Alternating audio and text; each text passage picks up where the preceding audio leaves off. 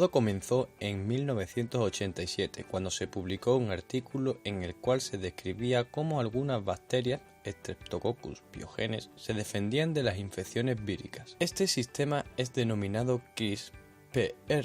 Forma parte de un mecanismo natural de inmunidad que actúa en bacterias y arqueas para degradar y eliminar secuencias de ADN invasoras, como virus y plasmids. Se trata de un sistema inmune adaptable que es utilizado por numerosas bacterias para defenderse, degradando cualquier tipo de ADN extraño que se introduzca en su interior, procedente del medio en el que vive. Gracias a las continuas investigaciones sobre este sistema, se dio un paso clave para convertir este descubrimiento en una herramienta molecular útil en el laboratorio.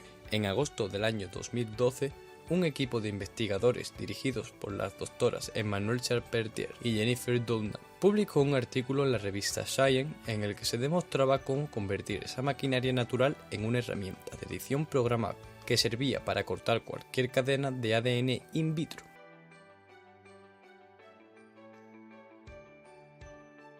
La denominación CRISPR obedece a unas regiones del ADN del genoma de las bacterias consistentes en agrupaciones cortas de bases nucleotídicas repetidas de manera palindrómicas regularmente e interespaciadas, es decir, pequeñas secuencias de ADN repetidas y capicúas con unos espacios intercalares. Lo interesante es que estos espacios intercalares son ocupados por fragmentos del ADN extraño que tras una invasión al interior de la bacteria se troceó y se unió al ADN entre las secuencias CRISPR de la bacteria. Estas pequeñas secuencias de ADN invasor se denominan protoespaciadores y serán utilizadas para defenderse de una posterior entrada del ADN del agente invasor. La denominación Cas9 se refiere a una enzima, una nucleasa, que es la que se encarga de romper y degradar el ADN extraño. Para ejercer su tarea, esta enzima se asocia a una cadena de ARN en el momento en que se produce la nueva invasión de ADN extraño. La molécula de ARN a la que se asocia la caspasa 9 es precisamente una molécula que se sintetiza utilizando los protoespaciadores intercalados entre las secuencias de la región CRISPR. De este modo, cuando se produce el segundo ataque o posteriores de ADN extraño, la bacteria expresa la región CRISPR, dando lugar a la molécula de ARN que contiene las secuencias previamente integradas. Esta molécula será procesada para dar lugar a varios ARN más pequeños, denominados cRARN, cada uno de los cuales llevará un protoespaciador distinto y una parte de las secuencias repetidas. El cRARN tiene 20 nucleótidos, que se unen por complementariedades a la secuencia diana. Lo que va a ocurrir a continuación es que cada cRARN se unirá a otro ARN del sistema, denominado transactivador, y juntos forman un complejo con la caspasa 9. El protoespaciador presente en cada complejo dirige al conjunto hacia las secuencias de ADN invasor, reconoce las bases homólogas presentes en él, híbrida con ellas y promueve su degradación por medio de la enzima caspasa 9.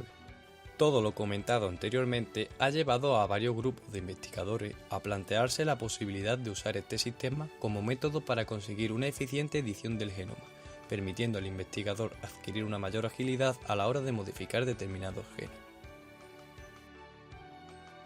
Usando como base el sistema de tipo 2, los investigadores han modificado el dúplex formado por cRRNA y tracrRNA, sintetizando un RNA diana de doble cadena que combina los rasgos de ambos RNAs. Otra condición necesaria más es que, para que se produzca el reconocimiento e hibridación del ARN unido al complejo con el ADN invasor, es necesario que la secuencia de este se encuentre situada al lado de una secuencia corta denominada motivo adyacente al protoespaciador o PAM. Esto es fácil que ocurra, pues el motivo PAM consiste en las secuencias de 3 bases nucleotídicas, que habitualmente son cualquier nucleótido y 2 nucleótidos de guanina, lo que prácticamente permitiría encontrar dianas en todos los genes de un organismo.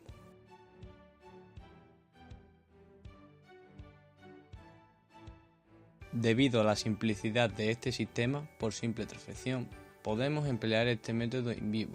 Origen ofrece un vector todo en uno diseñado con todos los elementos esenciales para localizar una secuencia y cortarla. Posee el gen que codifica para la enzima Cas9 junto con un promotor optimizado que permite su expresión.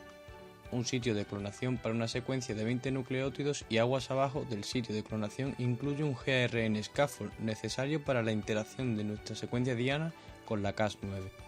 Tanto nuestra secuencia Diana como GARN son transcritos en un solo ARN gracias a la presencia del promotor U6. Por último, incluye resistencia a un antibiótico y un origen de replicación. Con una secuencia Diana clonada en este vector, una célula transformada con esta construcción expresará la nucleasa Cas9 y el ARN guía, lo que permitirá el acoplamiento del ARN guía en la nucleasa y esta última generará un corte de doble cadena en una secuencia específica del genoma de un organismo. Los mecanismos de edición del genoma requieren de mecanismos de reparación del material genético por parte de la célula. Las células, ante una rotura en la cadena de ADN, pueden desarrollar dos procesos. Reparación por recombinación homóloga, donde el organismo utiliza un patrón para la reparación, es decir, un fragmento de ADN persistente. En dicho fragmento introducimos los cambios deseados, que han de ser flanqueados a derecha e izquierda por brazos de secuencias homólogas. Al ocurrir el corte de doble cadena, el fragmento es integrado en el genoma por acción de recombinasas. Reparación por unión de extremos no homólogos. Aquí los finales de cada cadena después del corte vuelven a unirse, sin embargo es fuente de mutaciones aleatorias tales como inserciones y deleciones. Según el tipo de modificación que pretendamos hacer a un organismo podemos hacer uno de estos dos mecanismos de reparación. En caso de pretender llevar a cabo silenciamiento de genes, podemos solamente realizar el corte en el gen que queramos silenciar. Sin embargo, si queremos llevar a cabo tareas que requieran del inserto de fragmentos como estudios transcripcionales o marcaje de genes, debemos añadir un fragmento que presente homología con la secuencia que queramos introducir en el genoma.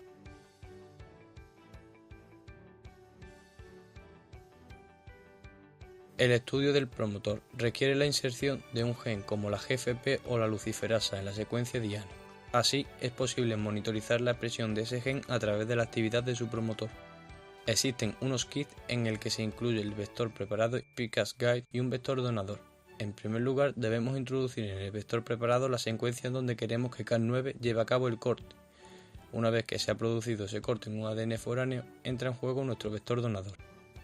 Este vector contiene el gen de la GFP y un gen de resistencia a puromicina, un antibiótico que nos permitirá seleccionar aquellas colonias que hayan integrado el fragmento del vector donador. Dicho gen de resistencia se encuentra entre dos secuencias LOS-P que permitirán quitar del genoma del hospedador el gen de resistencia después de la selección. Todo esto se encuentra entre dos segmentos de ADN que presentan homología con el genoma del hospedador. Son dos segmentos, el brazo homólogo izquierdo y el derecho. Gracias a dos eventos de recombinación ocurre la integración de esta construcción en el genoma del hospedador. Se debe producir un corte en el primer codón del gen, cuya expresión queremos analizar. Entonces, allí se introducirá el gen de la GFP y podremos estudiar la actividad del promotor que se encuentra aguas arriba. Otra aplicación común es la inserción de genes exógenos en los que se denomina puertos seguros. Mediante el sistema CRISPR-Cas podemos insertar un fragmento de ADN en un genoma huésped, permitiendo su expresión en dicho organismo. En numerosos estudios, la localización del gen introducido es crítica para el éxito del experimento. Se requiere que el gen insertado tenga el menor efecto negativo para el hospedador y que sea estable. En el cromosoma humano número 19 encontramos el sitio de integración de adenovirus, AAVS1, que es considerado un puerto seguro para la integración de un transgén y que es además transcripcionalmente activo. Empleando el vector AAVS1 gRNA Cas9 se producirá el corte de doble cadena en el sitio AAVS1. El vector donador AAVS1 integrará mediante recombinación homóloga nuestro gen en el sitio de integración.